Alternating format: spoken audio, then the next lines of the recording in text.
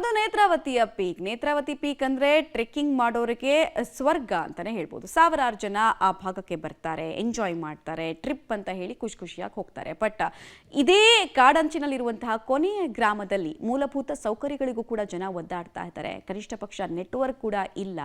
ಸಾವಿನ ಪಯಣ ನಮ್ಮದು, ಜೊತೆಗೆ ಸಂಘರ್ಷದ ಜೀವನ ನಮ್ಮದು ಅಂತಿದ್ದಾರೆ ಗ್ರಾಮಸ್ಥರು. ಡೀಟೇಲ್ಸ್ ಇದೆ, ನೋಡ್ಕೊಂಡು ಬರೋಣ ಬನ್ನಿ. ರಸ್ತೆ ಕಾಣದ ಗುಂಡಿ ಮಧ್ಯೆ ಗಾಡಿ ಓಡಿಸೋ ಸಾಹಸ. ವಾಹನ ಸವಾರರಿಗೆ ಚಿಕ್ಕಮಗಳೂರು ರಸ್ತೆಗಳ ಓಪನ್ ಚಾಲೆಂಜ್. ಇಲ್ಲಿ ನೋಡಿ, ತಮ್ಮೂರಿನ ರಸ್ತೆಯನ್ನ ತಾವೇ ದುರಸ್ತಿ ಮಾಡ್ತಿರೋದನ್ನ ನೋಡಿ.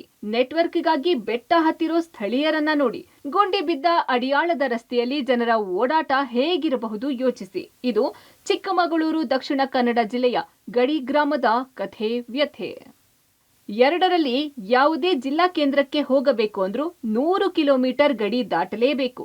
ಕಾಡಂಚಿನ ಕುಗ್ರಾಮ, ದಟ್ಟ ಕಾಡಿನ ನಡುವೆ ಇರೋ ಗ್ರಾಮಗಳು. ಕೆಲವರು ಚಿಕ್ಕಮಗಳೂರು ಜಿಲ್ಲೆ ಅಂದ್ರೆ, ಕೆಲವರು ನಮ್ದು ದಕ್ಷಿಣ ಕನ್ನಡ ಅಂತಾರೆ.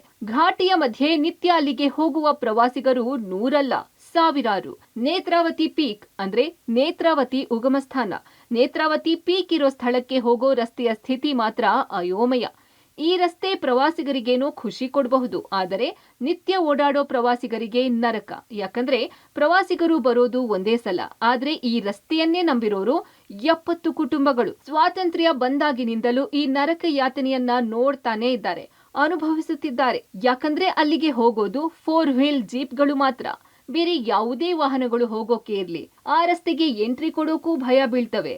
ಅಂತಹ ದುರ್ಗಮ ಹಾದಿಯಲ್ಲಿ ಬದುಕು ಕಟ್ಟಿಕೊಂಡವರು 70 ಕುಟುಂಬದ ಜನ. 6 ಕಿಲೋಮೀಟರ್ ಆಗುತ್ತೆ ಶಾಲೆವರೆಗೆ. ಆದರೆ ನಮ್ಮಲ್ಲಿ ರೋಡಿನ ವ್ಯವಸ್ಥೆ ಸರಿ ಇಲ್ಲ, ಕಾಂಕ್ರೀಟ್ ಇಲ್ಲ.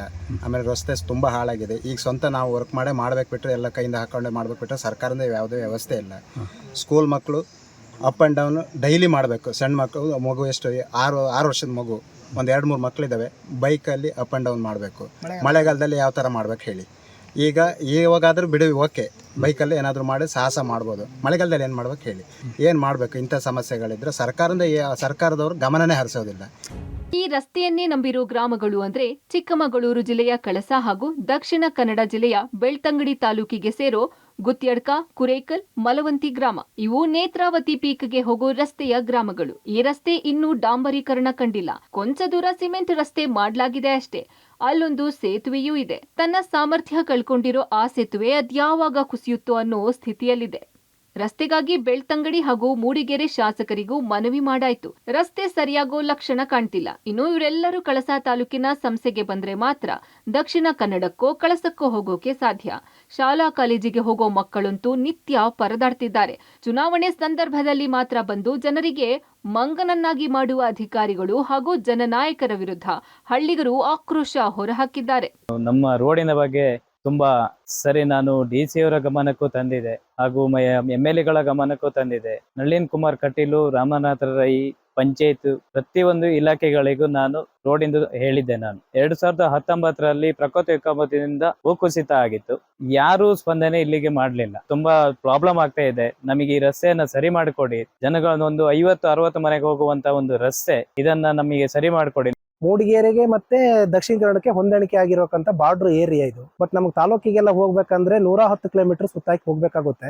ಶಾರ್ಟ್ ಕಟ್ ರೂಟ್ ಇದೆ, ಅದು ಕೂಡ ಮಳೆಗಾಲ ಹೋಗ್ಲಿಕ್ಕೆ ಆಗಲ್ಲ. ಅದು ಫಾರೆಸ್ಟ್ ನವ್ರ ತಡೆಯಿಂದ ಮಾಡ್ಲಿಕ್ಕೆ ಬಿಡ್ತಾ ಇಲ್ಲ. ಬಟ್ ಇಲ್ಲಿ ನಮ್ ಲೋಕಲ್ ರಸ್ತೆ ಇದೆ, ಒಂದು ಮೊಬೈಲ್ ಟವರ್ ಇಲ್ಲ. ರಸ್ತೆ ತುಂಬಾ ಟೈಮ್ ಇಂದ ಕೊಡ್ತಾ ಇದೀವಿ ಸರ್. ಯಾರ ಅಧಿಕಾರಿಗಳು ಬರ್ಲಿ, ಹಿಂದೆ MLAಗಳಾಗ್ಲಿ, ಈಗಿರಂತ MLAಗಳಾಗ್ಲಿ, ಎಲ್ಲರಿಗೂ ಲೆಟರ್ ಕೊಡ್ತಾ ಇದೀವಿ. CM ಕೂಡ ಖುದ್ದು ನಾವೇ ಲೆಟರ್ ಮಾಡಿ ಕೊಟ್ಟಿದೀವಿ, ಅವ್ರ ಕೈಲೇ ಕೊಟ್ಟಿದೀವಿ. ಲೆಟರ್ ನೋಡಿದ್ದಾರೆ, ಆದ್ರೂ ಕೂಡ ಇವತ್ತುವರೆಗೆ ಏನು ಒಂದು ರೆಸ್ಪಾನ್ಸ್ ಇಲ್ಲ ಸರ್. ಒಂದು ರಸ್ತೆ ಒಂದು ಮಾಡಿಕೊಡಿ, ಒಂದು ಮೊಬೈಲ್ ಟವರ್, ಒಂದು ರಸ್ತೆ, ಇದೊಂದು 2 ಇಂಪಾರ್ಟೆಂಟ್ ಊರಿಗೆ ಸರ್. ಒಟ್ಟಾರೆ ಚಿಕ್ಕಮಗಳೂರು, ದಕ್ಷಿಣ ಕನ್ನಡ ಎರಡೂ ಜಿಲ್ಲೆಗಳಿಗೂ ಸೇರೋ ಈ ಕುಗ್ರಾಮದ ಸ್ಥಿತಿಯಂತೂ ಕೇಳೋರೇ ಇಲ್ಲ. ಕುದುರೆಮುಖ ರಾಷ್ಟ್ರೀಯ ಉದ್ಯಾನವನದ ನಡುವೆ ಇರುವಂತಹ ಈ ಗ್ರಾಮಸ್ಥರು ಊರು ಸೇರೋದು ಅಂದ್ರೆ ನರಕದ ಹಾದಿ ಎನ್ನುವಂತಿದ್ರು ಅಧಿಕಾರಿಗಳು. ಜನನಾಯಕರು ಬರೋದು ವೋಟ್ ಕೇಳೋಕೆ ಮಾತ್ರ.